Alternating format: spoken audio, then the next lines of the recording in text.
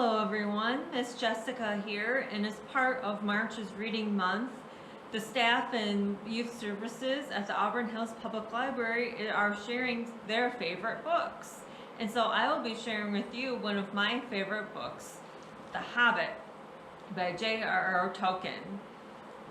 I was first introduced to The Hobbit when I was in 8th grade, so about 14 years old. I had read a couple fantasy books and really liked them. And so my dad and my brother, who were also fantasy fans, particularly my brother, suggested I read The Hobbit because it was a favorite of theirs. So I did, and I fell in love with it like almost immediately within the first page or so. Then I went on to read all of the Lord of the Rings, Fellowship, The Two Towers, The Return of the King, and many other fantasy books after that. So I would like to share this book with you. Now, I was going to read the first chapter for you, but the first chapter is actually kind of long. So I'm just going to read the first few pages for you of The Hobbit. So the first chapter is called An Unexpected Party. In a hole in the ground there lived a hobbit. Not a nasty, dirty, wet hole filled with the ends of worms and an oozy smell, nor yet a dry, bare, sandy hole, with nothing in it to sit down on or to eat. It was a hobbit hole, and that means comfort. It had a perfectly round door, like a porthole, painted green, with a shiny yellow brass knob in the exact middle.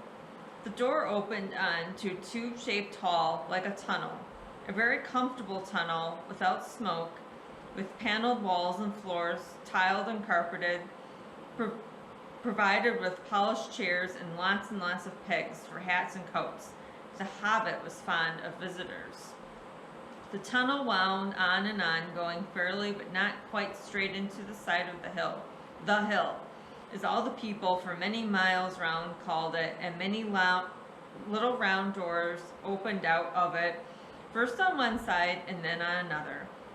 No going upstairs for the hobbit. Bedrooms, bathrooms, cellars, pantries, lots of these. Wardrobes, he had whole rooms devoted to clothes. Kitchens, dining rooms, all were on the same floor, and indeed on the same passage. The best rooms were all on the left-hand side going in, for these were the only ones to have windows, deep-set round windows, looking over his garden and meadows beyond, sloping down to the river. This hobbit was a very well-to-do hobbit, and his name was Baggins. The Bagginses had lived in the neighborhood of the hill for time out of mind, and people considered them very respectable. Not only because most of them were rich, but also because they had never had any adventures or did anything unexpected. You could tell what a Baggins would say on any question without the bother of asking him. This is the story of how a Baggins had an adventure and found himself doing and saying things altogether unexpected. He may have lost the neighbor's respect, but he gained, well, you will see whether he gained anything in the end. The mother of our particular hobbit, what is a hobbit?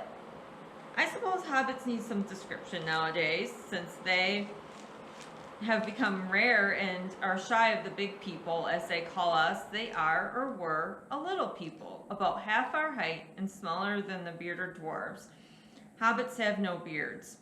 There is little or no magic about them, except the ordinary, everyday sort, which helps them to disappear quietly and quickly when large, stupid folk like you and me come blundering along, making a noise like elephants, which they can hear a mile off.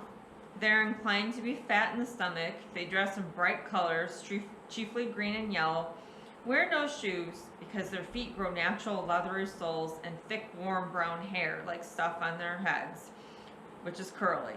They have long, clever brown fingers, good-natured faces, and laugh deep, fruity laughs, especially after dinner, which they have twice a day when they can get it. Now you know enough to go on with. As I was saying, the mother of this hobbit, Bilbo Baggins, his mother was the famous Belladonna Took, one of the 3 remarkable daughters of the old Took. head of the hobbits who lived across the water, the small river that ran at the foot of the hill.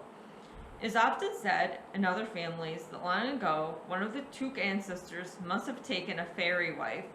That was, of course, absurd, but certainly there was still something not entirely hobbit-like about them, and once in a while, members of the Took clan would go and have adventures. They discreetly disappeared, and the family hushed it up, but the fact remained that the Tooks were not as respectable as the Bagginses, though they were undoubtedly richer. Not that Belladonna Took ever had any adventures after she became Mrs. Bungo Baggins. Bungo, that was Bilbo's father, built the most luxurious hobbit hole for her, and partly with her money, those to be found either under the hill or over the hill or across the water. And there they remained to the end of their days. Still, it's probable that Bilbo, her only son, although he looked and behaved exactly like a second edition of his solid and comfortable father, got something a bit queer in his makeup from the Took side, something that only waited for a chance to come out. A chance never arrived until Bilbo Baggins was grown up, being about 50 years old or so, and living in the beautiful hobbit hole built by his father, which I have just described for you, until he had in fact apparently settled down immovably. By some curious chance, one morning, long ago, in the quiet of the world, when there was less noise and more green, and the hobbits were still numerous and prosperous, and Bilbo Baggins was standing in his door after breakfast smoking an enormous long wooden pipe that reached down nearly to his woolly toes, neatly brushed, Gandalf came by. Gandalf? If you have heard any quarter of what I have heard about him, and I have only heard very little of all there is to hear, you would be prepared for any sort of remarkable tale. Tales and adventures sprouted up all over the place, wherever he went, in the most extraordinary fashion. He had not been down that way under the hill for ages and ages, not since his friend, the old Took, died. In fact, the hobbit had almost forgotten what he looked like, and he had been away over the hill and across the water in business of his own, since they were all small hobbit boys and hobbit girls. All that unsuspecting Bilbo saw that morning was an old man with a staff. He had a tall, pointed blue hat, a long gray cloak, a silver scarf over which his long white beard hung down below his waist, and immense black boots. "Good morning," said Bilbo, and he meant it. The sun was shining and the grass was very green, but Gandalf looked at him from under his long bushy eyebrows that stuck out further than the brim of his shady hat. "What do you mean?" he said. "Do you wish me a good morning? Or you mean that it's a good morning whether I want it or not? Or that you feel good this morning? Or that it is morning to be good on?" "All of them at once," said Bilbo, "and a very fine morning for a pipe of tobacco out of doors into the bargain. If you have a pipe about you, sit down and have a fill of mine. There's no hurry. We have all the day before us." Then Bilbo sat down on a seat by his door, crossed his legs, and blew out a beautiful gray ring of smoke that sailed up into the air without breaking and floated away over the hill.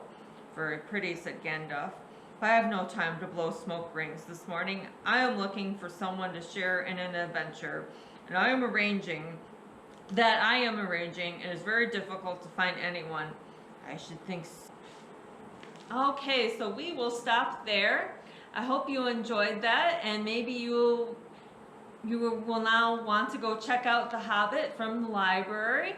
Now this is upstairs in the adult fiction section under Fiction Tolkien, but The Hobbit is really a good book for anyone, of pretty much all ages. Technically, it's kind of a kid's book. It's kind of, I would say, a middle grade level.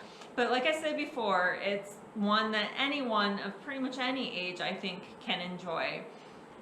So I hope you enjoyed that, and we will see you later. Bye! Happy March is reading!